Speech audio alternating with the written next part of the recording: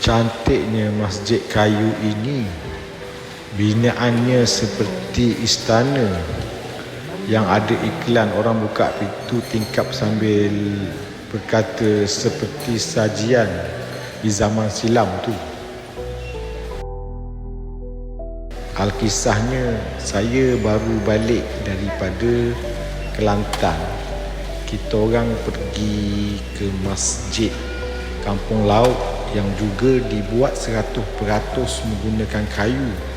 Memang sangat tradisional, unik, asli dan penuh seni. Kagum dari dekat sebab dah masuk dan solat di sana. Malai mal-malla, malai mal-malla, malai mal-malla.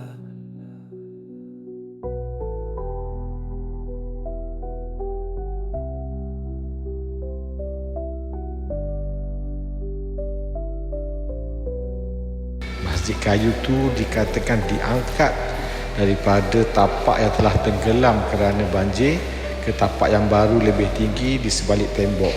So ada sungai sebelah sana.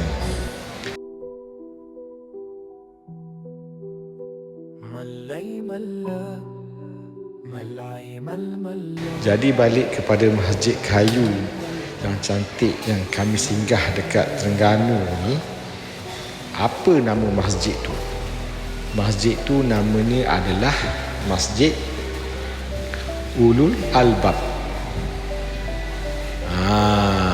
Sangat cantik, indah dan bertambah cantik lagi sebab dalam masjid itu ada kitab Ta'lim Fadai Amal dan Mutaqak Hadis. Alhamdulillah, hidayat seluruh alam.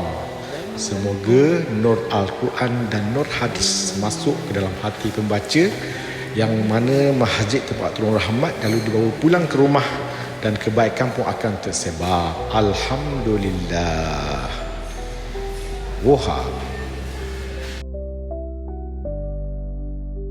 Sallallahu ala sayyidina Muhammad wa ala alihi wa sahbihi wa baraka wa sallam. Alhamdulillahi rabbil alamin. قبل الله